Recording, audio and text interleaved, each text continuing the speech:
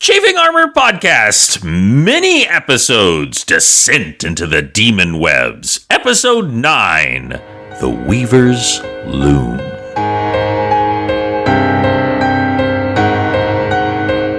Welcome back to the Chafing Armor Podcast. What the heck was that? I can't decide if You're now reviewing Pad Thai. Apparently, the poison that got your character last episode, Gan, just affected me. There we go. Chafing Armor Podcast, Episode 9, The Weaver's Loom. Welcome back to the Chafing Armor Podcast. I am your devilish dungeon master, Michael Corley, and with me tonight is Riley. Riley, tell us who you'll be playing. Hello, I'm Riley, and I'm playing the silent and scary Eleonora Dawn, who is an Eldrin monk.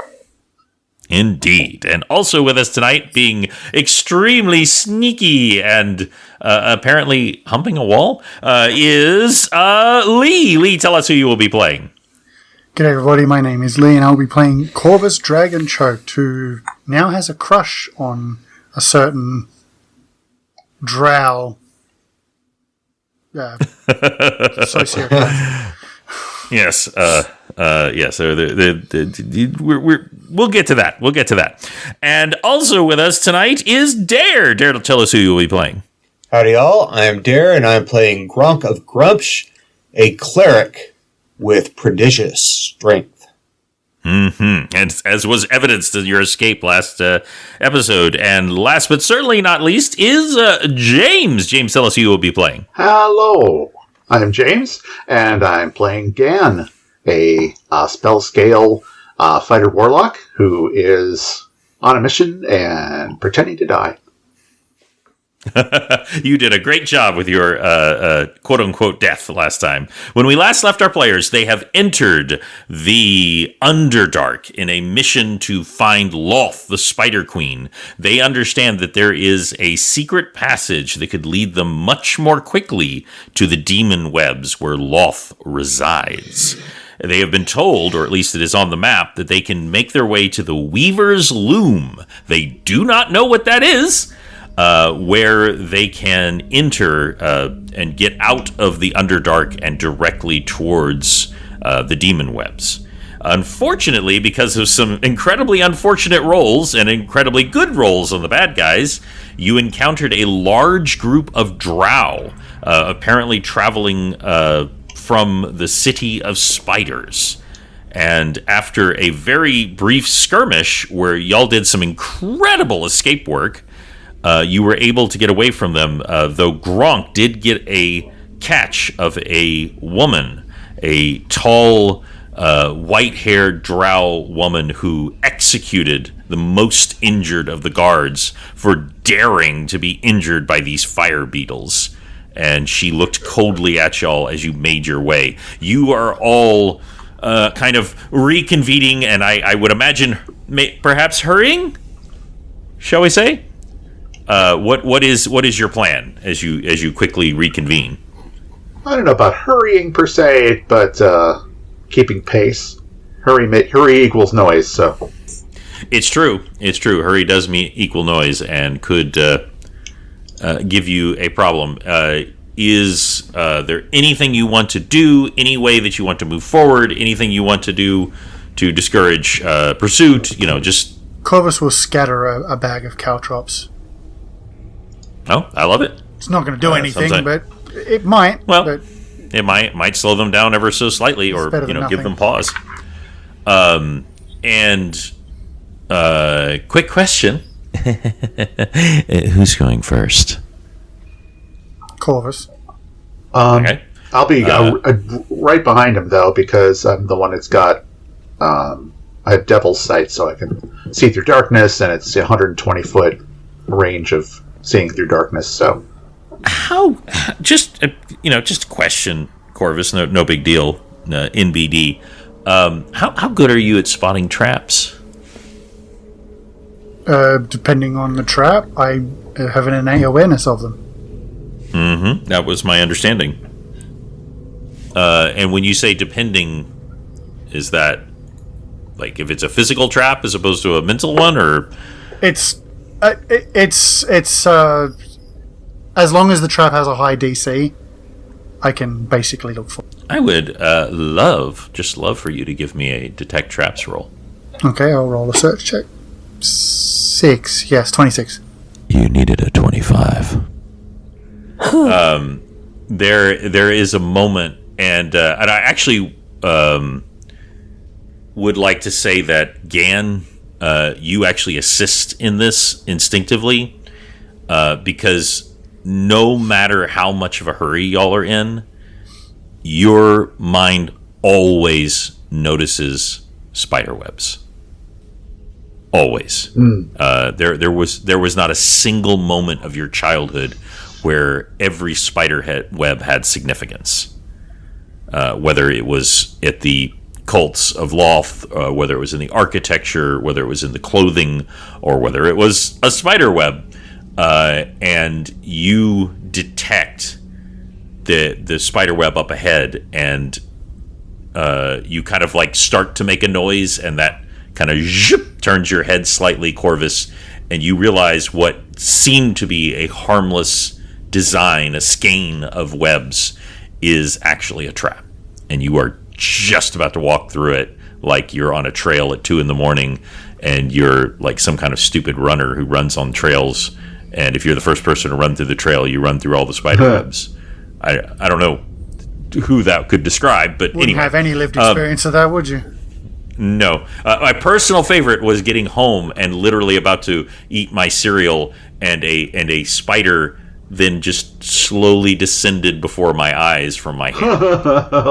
Nope, don't like that. Nope, don't like that at all. Nope. It's no. like not the fact that I ran through the spider web, but the fact that it lived in my hair for like an hour and a half before then deciding to come out. So anyway, you detect this, Corvus, and see it. What do you do? Well, I stop immediately because I'm not stupid. I mean, I am, but not like that.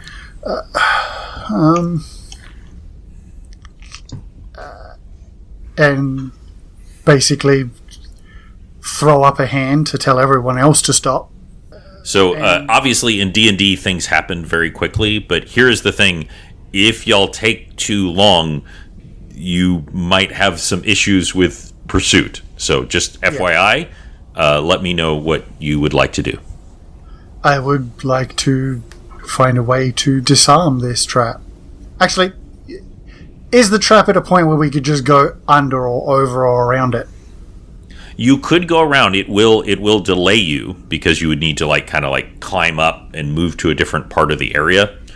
But you can absolutely go around it because this is a vast, Underdark, and this is it's specifically designed so that it's just very convenient to go through this kind of under passage.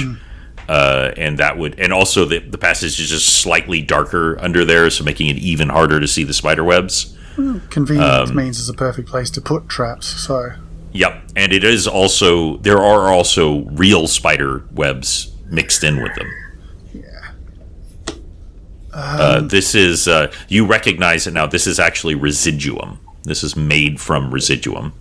Magical essence reduced to its pure form. I've seen that stuff. You have. Half of my moving house was turned into that. Yep. Not that these lot know that. Nope. I'm going to... well, this is up to you. I want to temporarily disarm these traps. Enough that we can get through. Once we are all through, basically reactivates. Essentially, you know how you put a weak bit of wood in a doorway, and as a doorway's trying to close, and it allows you to get through just enough before it snaps the wood and the door closes again? So, just so you know, that will have a higher DC, because activating the trap is literally just breaking the thread. That is activating the trap. But this is a magical trap. You see all because there's little sigils carved into the stone. You can now see in the gloom on each edge. A little bit like the one that y'all went across back before you encountered the beholder, but this one is far more intricate, far more. But they both trigger a magical effect if the thread is broken. So you would. I'll look again and say, "Could you do something about this? Would that be easy?" Because I can work with mechanicals and a little bit of magic, but if this is purely magical, I've got nothing. I'll take a look at the signals and see if I can at least figure out what kind of magic it is. Yeah, give me a quick roll. This is it is in a general. 23. You are a warlock. Yeah. So what you do recognize is that this would trigger a teleportation. Oh.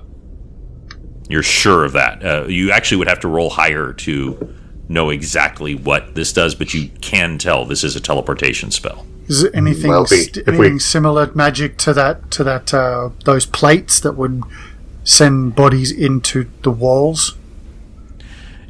Only in a very vague sense. It's in that they both did something like that, but you don't sense like the same people made this. Yeah, necessarily. If we set this off, it's going to take us somewhere. I don't know where. Probably somewhere bad. I guess I'll do my best to disarm it. Okay. The reason I wanted to make sure that it could be we could get through it without setting it off is because if we are being pursued, set off traps mean they know exactly where we've gone. And this is the fastest way to go. So I just wanted to sort of figure out if that was the thing to do, or whether it would be feasible, if slower, to go quote unquote the long way. Right. If it's magical, would it be possible for me to assist or guide? I will allow you to assist. Yeah. Definitely, considering both that you're a warlock and also that you're a drow. Okay. This is kind of a little in your wheelhouse. I will use my tools to try and disarm this trap. That is a nat 20 on the die. Okay. My tools give me a +2. So 22 plus my dexterity, 27. So disabled device +3, so that's a total of 30. Okay. So it is a higher... Again, I actually set it at 25 to be successful. 30 is very successful, so you...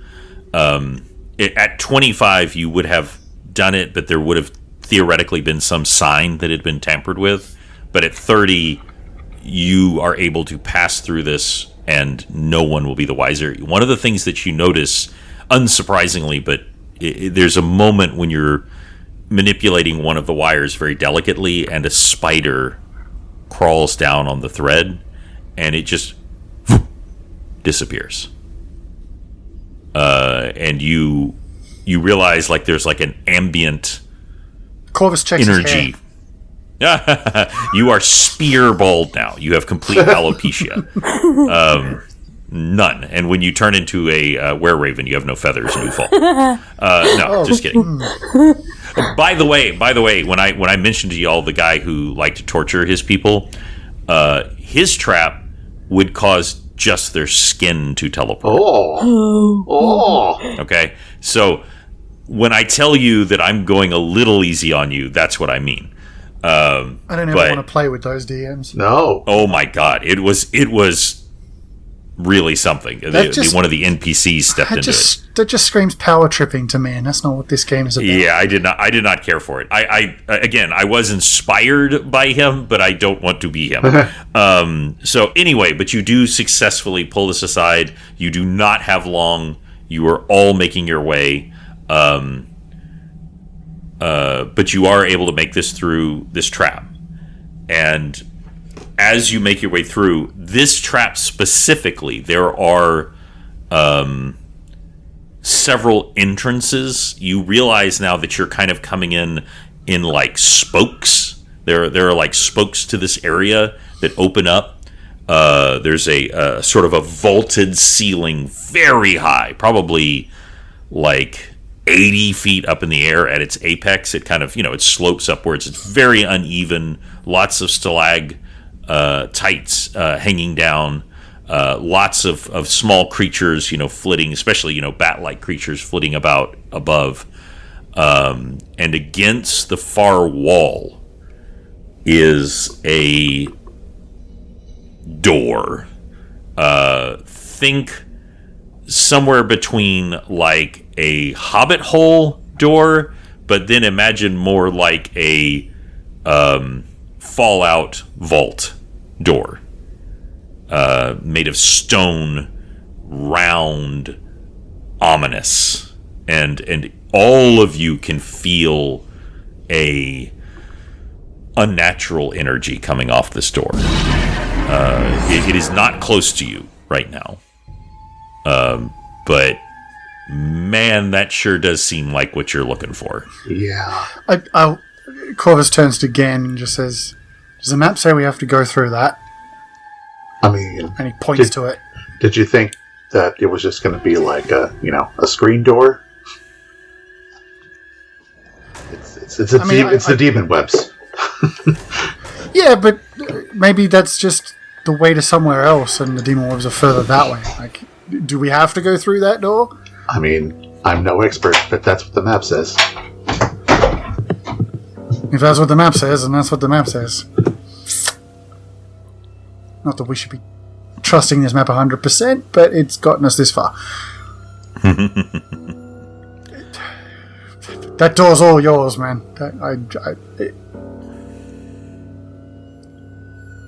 I don't really see a handle on it that I can manipulate. I'm just saying. Gotcha. So there's another thing that I definitely want to bring to y'all's attention is that this area, I mentioned that there are like these spokes of like cavernous type entrances to this area. There's also several things in the middle. You realize, especially Gan, that this is, after a fashion, a place of worship of Loth. It is not specifically a temple of Loth, but it is a place of power of Loth. And there is a large circular dais in the center, very stained with blood. Has Michael written his first puzzle? Is this what we're about to hear? He's written his first puzzle? Ask you that is on 4 legs in the morning. No.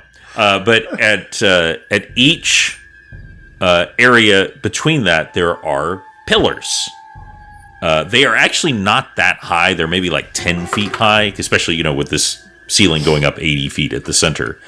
But there are stone pillars, and each of them has a enclosure. And you don't actually think it's glass. You think it's crystal, but it's semi-opaque. Are these pillars at the cardinal points, or...? There are 5 of them, so they form a pentagram. Okay. The funny thing is none of you, the players, would recognize this, but it is in a similar configuration all those years ago to when you found the animals nailed to a temple of Loth in the Underdark. This is not that place, by the way. That was an actual temple of Loth. But the pillars actually had animals nailed to them, including a giant spider, and including where you found Aki, who you later found out was a representative of Simoea, the lizard god. But these do not have animals, but each one in the center of them. Think about like the redwood trees that have that center carved out of them, but instead of an open area, there is a crystal in area. And you can see figures inside them, humanoid. And there's nothing else between us and the pillars in this raised area?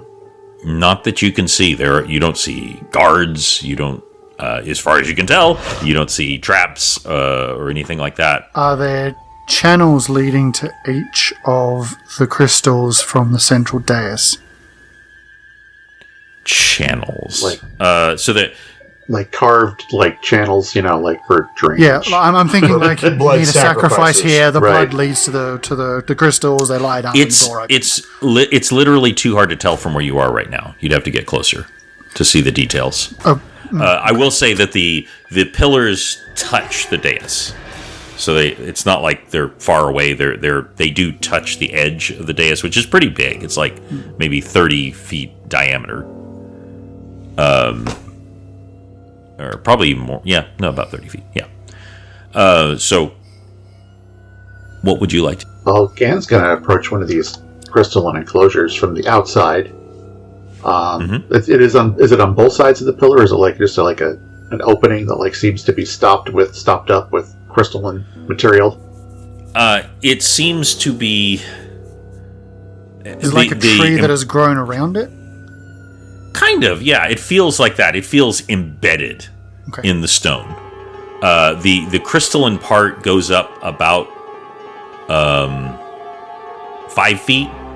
So you get the impression that whatever is inside is like slightly cramped down. You don't know. Obviously, you don't know exactly what they are. Right. Drow do tend to be a little more slender, but still, at about 5 feet, most creatures would, unless they're halflings, are going to have a little trouble in there. Yeah. And as far as you can tell, each one has a humanoid figure inside. Corvus pricks one of his fingers and touches the crystal. Okay. There is like a little pulse of power, but there's not like it's not like a... Yeah, that's all he wanted to know. So it just kind of says blood is related to these in some fashion. I'm assuming a lot of blood is needed, but yeah, I don't know. Okay. Eleonora, I would like you to give me a spot check, please. Let's see.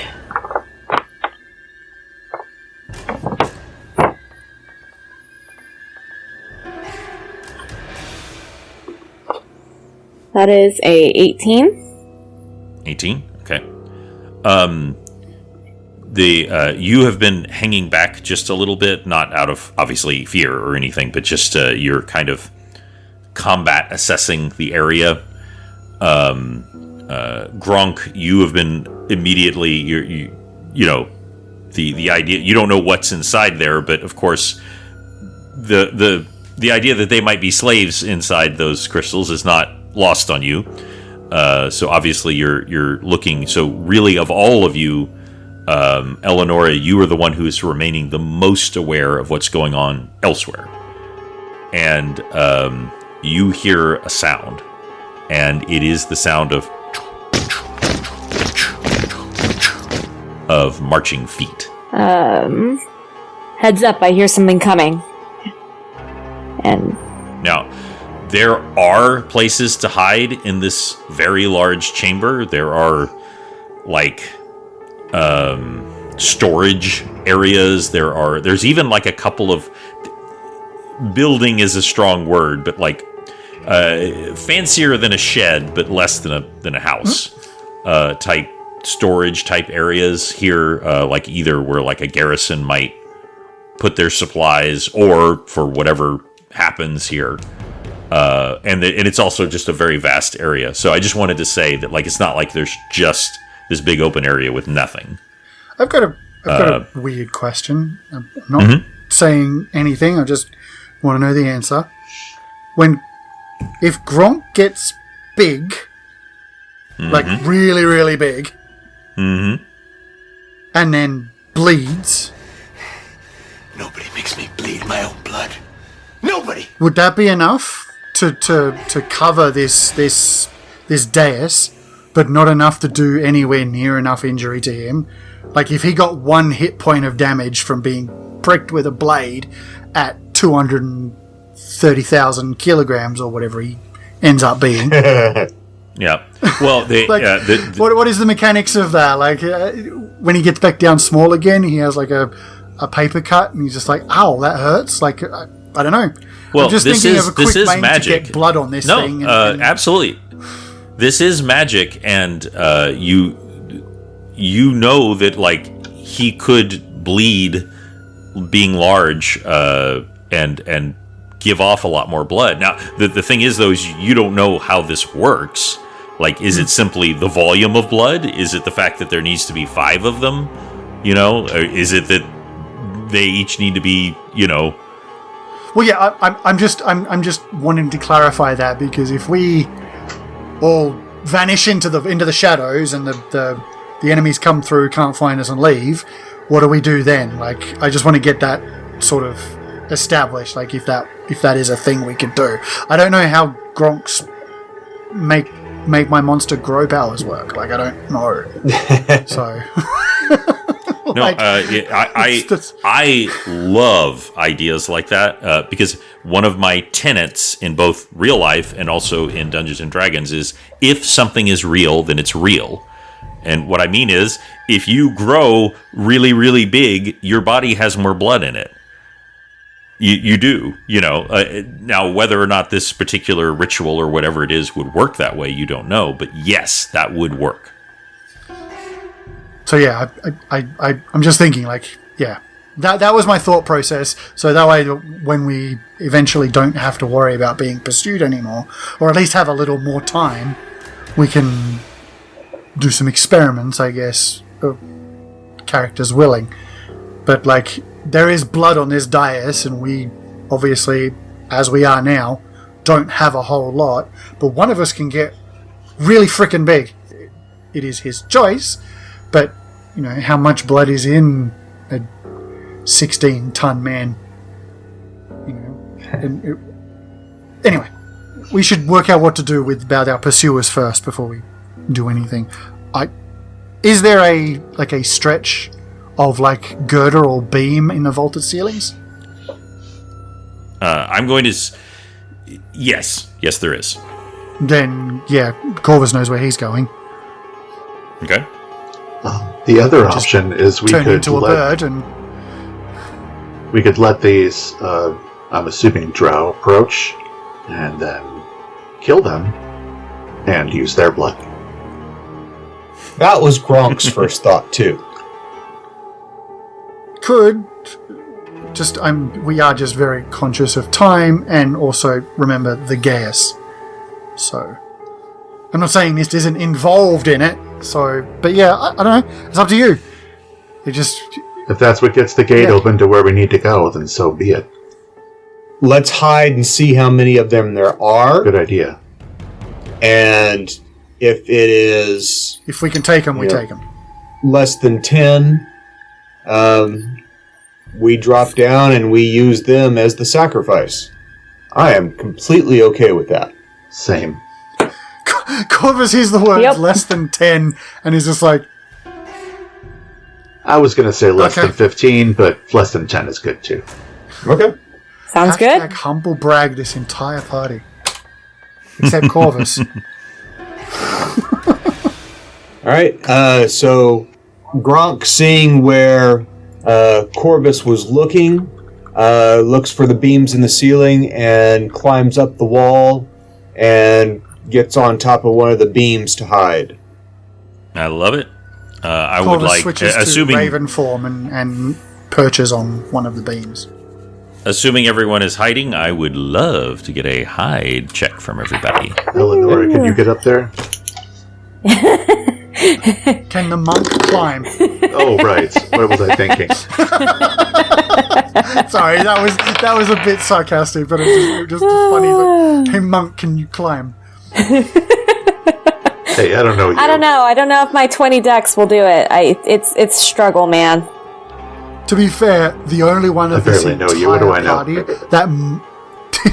the only one of this entire party that may have difficulty with anything is Corvus. Silence. It's a 22 for me. Again, it's going to just float up there and a light onto one of the beams. You want hide or want? Does it matter what skill he uses? Hide is would pretty be the cool. most applicable. Okay. Yeah. So that's a natural 18. Okay. So that's a 21 for Eleonora. Beautiful. 37 Corvus. Yes, Corvus is the least of us, I'm sure. Well, when it comes to skills involved to roguery, maybe not, but when it comes to basically everything else, yes. We all have our highs and lows. I seem to recall he has a pretty good backstab. Yeah, I've got to get the opportunity to use it first. Well, we may have our We chance. will make sure you have that opportunity. I mean, we may be able to, I don't know, ambush from up here. That is very That's possible. a very good point. So, some things are about to happen, and if at any point y'all want to break in, let me know. And in come 40 drow. In come 400 drow. Perfect. In come you recognize, shall we say, the band of soldiers who came in originally. There are 8 soldiers, so fully armed drow guards. They have crossbows and long swords. Behind them are people who are potentially spellcasters, potentially priests. You're not quite sure. There are 5 of them. Gan would And know, then wouldn't come. What's that? he? Gan would know, wouldn't he? Gan would know. Yeah, what are we looking at here? These are all priests. These are all clerics of Loth. After them come, these are the ones you know the best, Loth, because these are the nobles. These are the rich and powerful drow. And I do want to make sure that this is clear. Each of the 7 high drow who are coming in have both a clearly some kind of assistant. They each have a servant, which is probably a slave.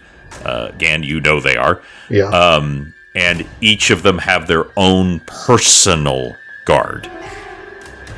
Because none of them trust each other. Then, after them, comes twins, maybe? These very, very scruffy, dirty-looking drow, which is pretty unusual in drow society. Drow, they just don't do that. But these are really, really rough-looking. Neither of them are wearing shirts. There's a male and a female. They're very burly. They have kind of like these really thick leather chapped pants.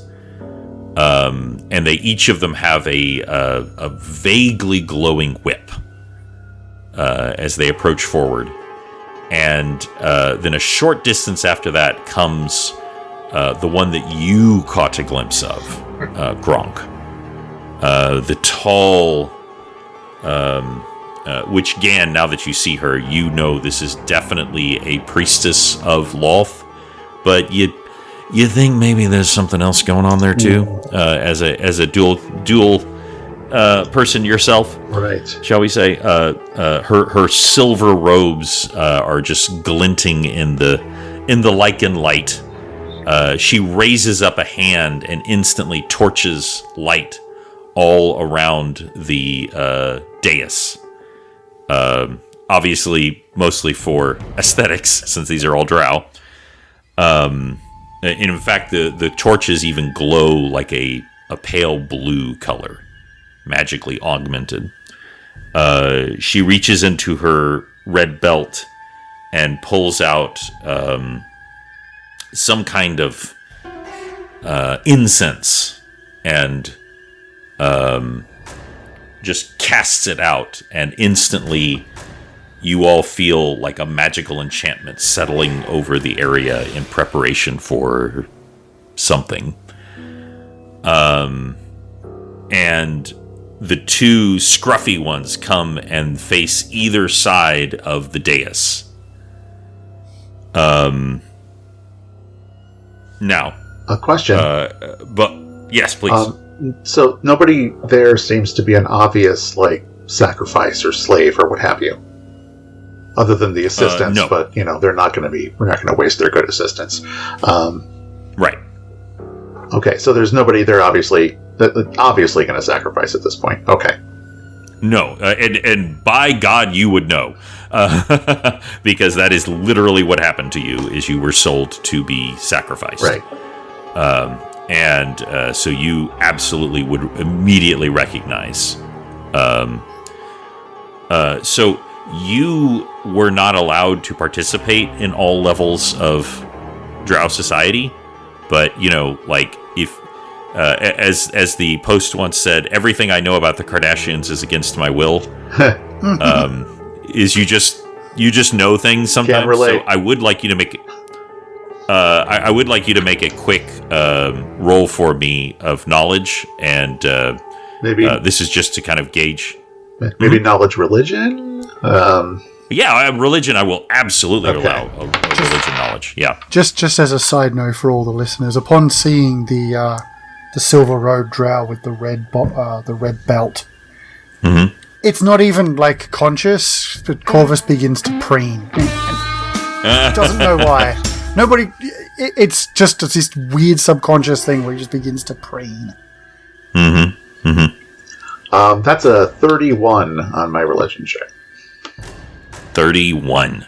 So you did hear about something from your mother once. Your mother was not a scale. Spell scale. Sorry, dragon's spell scale. Thank you. ThereThere's a specific word for them in Drow society, but yeah, unfortunately. So she walked in slightly higher circles, and you did hear about a ritual that happened at very special occasions, and it was a kind of combat.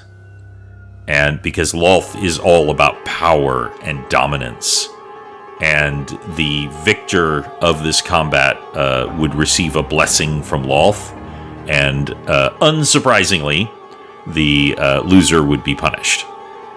Okay. And you did not know the details of it, but you know that it was called the Kumo Gassen. Aha.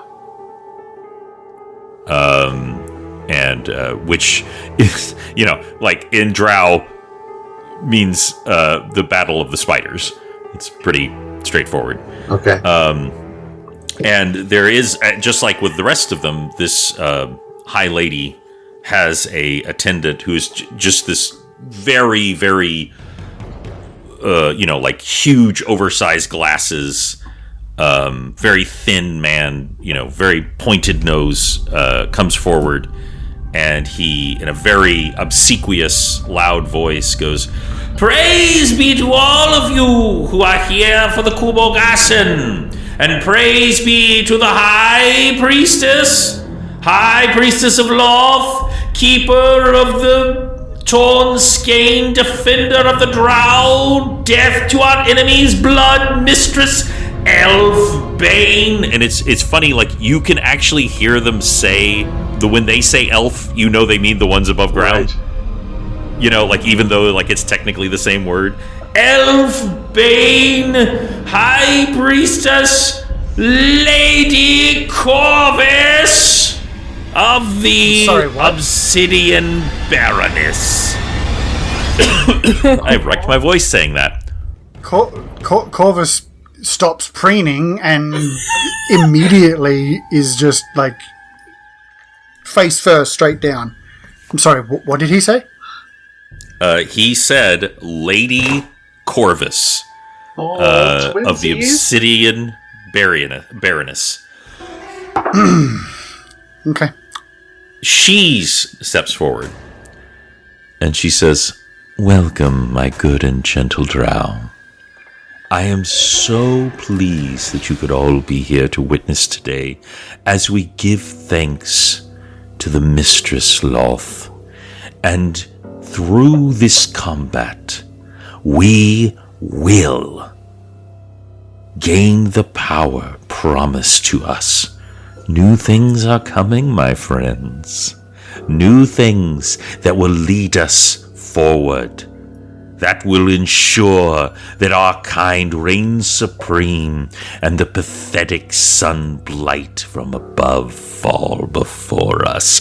Let it begin! And she raises up her hand, or she sweeps back. Most women of this stature and stuff, they have like these like little slippers and stuff. She has these long black boots, and she stomps once down. And as soon as she does, both of the scruffy people both pull out. Now, I know you're thinking I'm making a joke, but I'm not.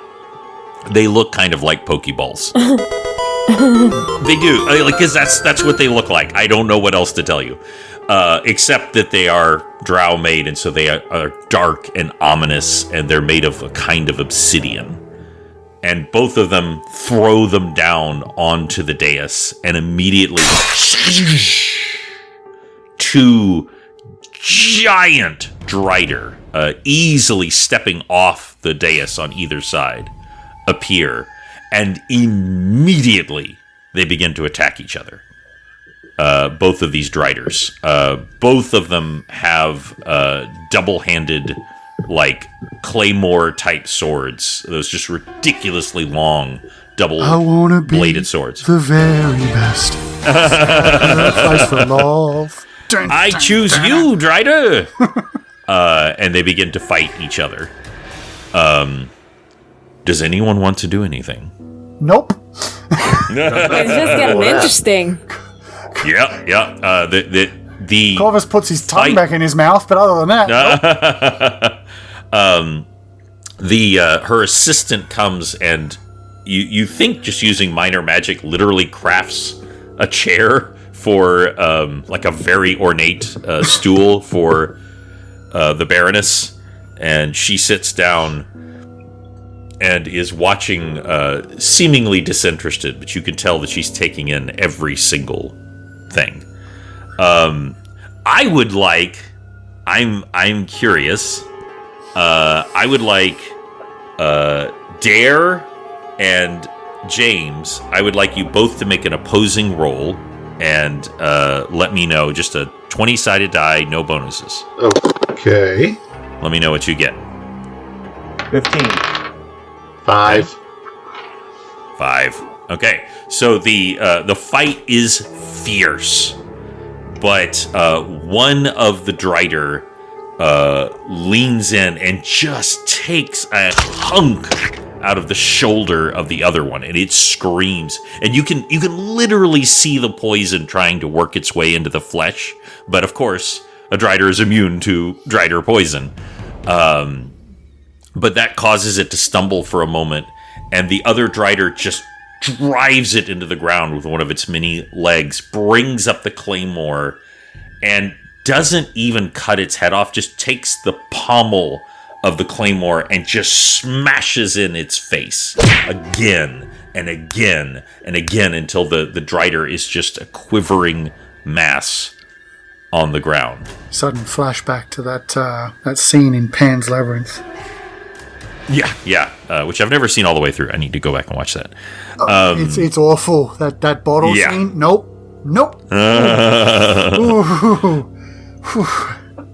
And hey Riley, you and I have a movie to watch.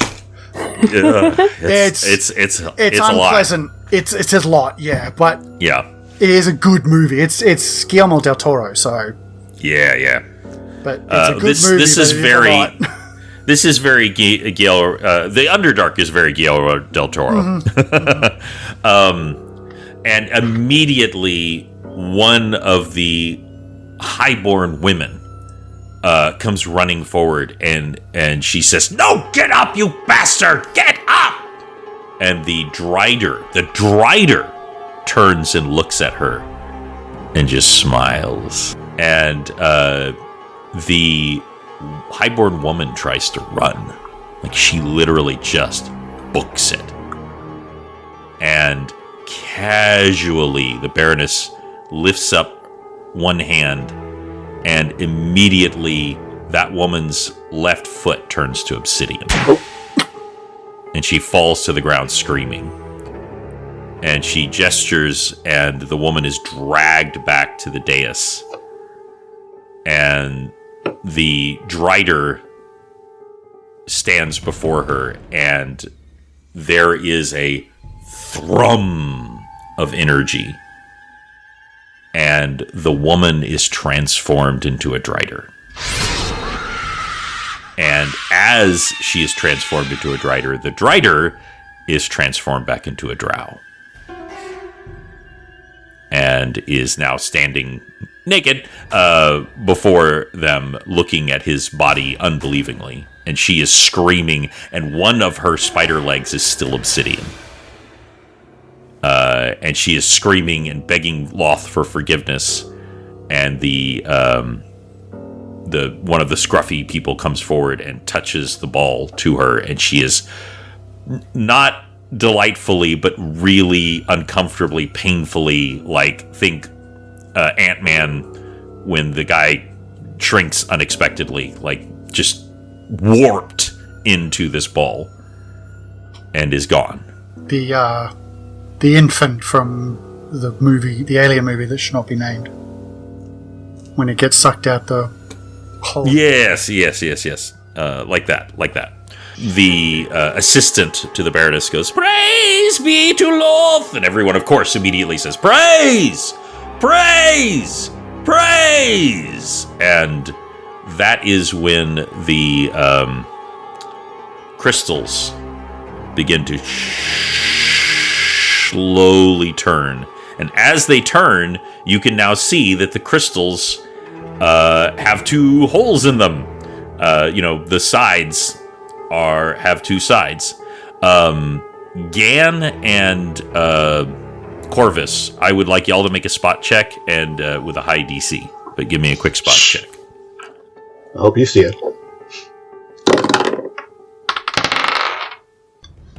Yeah, 11. 25.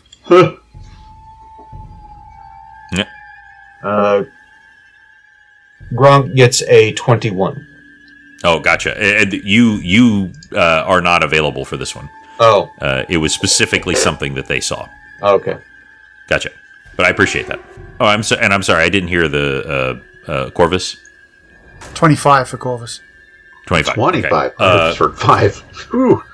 Yeah, I also heard 5. What did you get, Gan? I just thought, an 11. I thought you got 5. Okay, gotcha. I totally misheard all of you. My spot check is plus 8, so I couldn't get a 5 if I wanted to. So Corvus, especially with the time you spent working with it, as they shift, you can see glyphs carved into the side of that crystal. You recognize them. They are the same glyphs that were in that trap. Aha! And as the crystals shift, one side of the opening has like slats going through it. They're very like wide, but a normal sized humanoid could not easily pass through them, whereas the other one is completely open. Of course, that's the one facing towards the dais. And the soldiers now come up and are poking their sword through the slatted area, forcing the 5 figures onto the dais. And the Baroness raises her hand again, and she goes, "We have proven once again that power is what gives us meaning. Power is what gives us the right to take what we need. Loth has given us new tools that we will use, and with the blood spilled today, we offer this to our goddess, and she will give us more power than we can possibly imagine." And as the figures are pushed forward onto the dais, you see 5 figures forced to kneel at the edge of the dais. And you can make out now 5 just little grooves where one's, like head might go. Corvus, with that impressive spot check, you're actually the only one that... I'm sorry. I would like Gan for you to make a quick spot check for me, because this is for something different. Still crap. 10. 10? Yeah. Okay. Interesting. What I will say is you obviously grew up in the City of Spiders. You definitely know that there is something familiar about one of those figures. You don't know why, but you're definitely sure you don't recognize any of them. But there's something about one of the men that is just familiar. And that's when the guards come up, and they one of them is like kind of a burly bugbear, and you don't know how he fit in that thing. And they pull like a crude chain mail off his head and slam his head down, ready for a sacrifice. There is also all of the rest of them are drow. And one by one they go by and they whip off whatever protects their neck, to expose them, or just expose their neck for further humiliation. And when you get to the last man, he's wearing almost like a peasant's hood. If you think about like in the old drawings, that like kind of extends down. They grab the peasant's hood and yank it back. And as they do, the peasant's hood becomes a dull, shapeless brown hat. And there at the temple, about to be sacrificed, kneeling before the altar of Lolth, is Zuana. And that's where we'll end Chafing Armor, Episode 9. Great job, everybody. Wow. I didn't expect that. Thank you. Y'all did a fantastic job. I was expecting to get to a lot of this in the previous episode, but that's why I wanted to make sure we ran through and got to all of it. I cannot wait to see what you do next, and I cannot wait until you will all go and check out our Patreon. Where can they find that Patreon, Dare? They can find the Patreon at patreon.com/chafingarmor. You can go there and just check things out. We have several different tiers where you can support us, giving you different levels of access to our Discord, which your lovable Dungeon Master regularly accidentally posts spoilers on there, so you might want to check that out for nothing else, like he did tonight. And there's also different levels of access where you could have a named character in the show, where you could even potentially be a guest on Chafing Armor. So please go and check that out at Chafing Armor on Patreon. It's a great way to support us and a great way to just help keep us going and keep the lights on. But thank you all for playing. Thank you. Thanks for trying to kill some drow. Not killing us yet. But until next time, we will roll with you soon.